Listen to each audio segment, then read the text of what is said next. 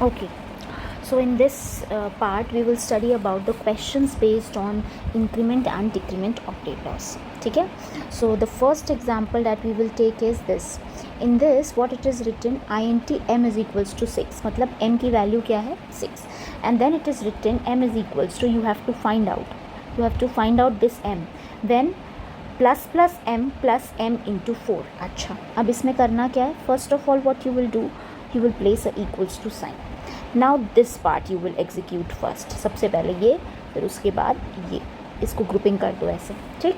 Now C plus M means, I told you plus M का मतलब होता है first increment then use. Clear? So first increment means M की value क्या है? 6. तो पहले उसमें 1 ऐड कर दो, फिर उसको यूज़ करो. तो 6 + 1 ऐड कर दिया तो कितना हो गया? 7. अब उसको यूज़ करिए, तो यहाँ पे लिखिए 7, फिर प्लस का साइन बनाइए. अब m की वैल्यू क्या हो चुकी है? 7 हो चुकी है.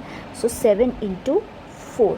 Now next step, 7 + 7 4s are 28 and 7 + 28 is 35. So this will be your answer. Is this clear? समझ में आया? प्लस एम का मतलब है फर्स्ट इंक्रीमेंट देन यूज़. तो पहले आपने वैल्यू को इंक्रीमेंट किया, एम की वैल्यू कितनी थी? 6 को बढ़ा दिया तो कितना हो गया? 7, प्लस कर दिया. अब आपको एम की वैल्यू फिर यूज़ कर दिया, तो एम की वैल्यू क्या हो चुकी है? 7 हो चुकी है. तो 7 × 4, 7 × 4 किया, so it is 28 and 7 + 28 is 35. This is clear? अच्छा, अब नेक्स्ट क्वेश्चन करते हैं. इस पर डिक्रीमेंट हो रहा है. This you have to find A की वैल्यू क्या दी हुई है? 7. यहाँ पे लिखा है -a, मतलब फर्स्ट डिक्रीमेंट देन यूज़. तो 7 - 1 कितना हो जाएगा? 6. तो अब a की वैल्यू क्या हो गई? 6. तो 6 यहाँ पे यूज़ कर लीजिए. प्लस का साइन बनाइए, ये पार्ट करना है. 3 × 6, a की वैल्यू क्या हो चुकी है? 6. So it will be 6 + 3 6 18, that is equals to 24. So इसका आंसर क्या आएगा? 24. Is this clear? Is this clear? बस आपको ये याद रखना है, अगर ये है इसको बोलते हैं प्रीफिक्स. क्या बोलते हैं? प्रीफिक्स, क्योंकि ऑपरेंट पहले लगा है. ऑपरेटर पहले लगा है और उसके बाद ऑपरेंट है. सो दिस इज़ प्रीफिक्स. प्रीफिक्स में क्या होता है? फर्स्ट इंक्रीमेंट और डिक्रीमेंट देन यूज़. अब इसके बाद हम जो दूसरा टॉपिक देखेंगे वो है postfix. In postfix first use then increment and decrement. अब देखो नेक्स्ट देख लो. नेक्स्ट क्वेश्चंस हैं ये. ठीक. अब इसमें लिखा है d की वैल्यू क्या लिखी हुई है? 8. d की वैल्यू इज़ 8. हमें यहाँ पे p फाइंड करना है. p is equals to d++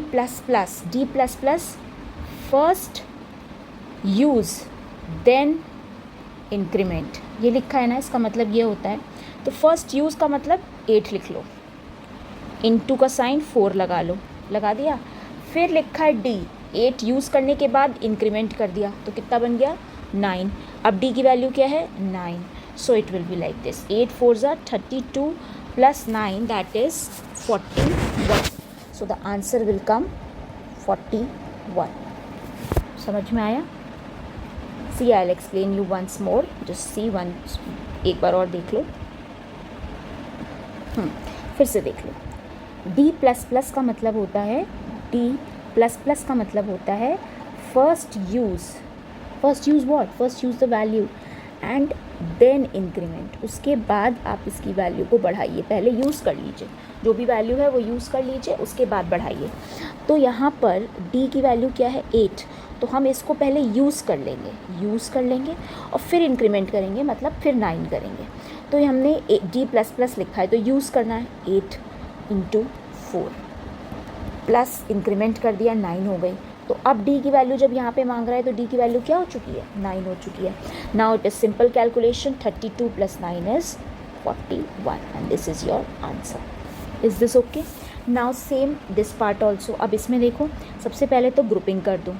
grouping कर दिया. अब देखो क्या लिखा है? p का भी मतलब वही है, फर्स्ट यूज़ देन डिक्रीमेंट. पहले जो भी p की वैल्यू है उसको यूज़ कर लीजिए.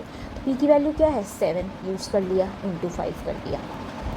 अब डिक्रीमेंट करिए तो 7 थी, डिक्रीमेंट होके क्या हो जाएगी 6, तो यहाँ पे क्या आएगा 6 इंटू 3, 7 5 ज़ा 35, 6 3 ज़ा 18 और दोनों को ऐड किया, then what will be your answer will be 53. So this is your answer. I hope so this is clear. Now what you can do, go through this video 2-3 times, 3-4 बार देखो एक ही questions का solution, बार बार से check करो, it is very easy, and then practice as much as you can. There are many questions in your book, in your notebook. Solve all of them on your own, and I think you will get this point very clearly. Yeah, okay. And if you have any doubt, you can ask your doubts.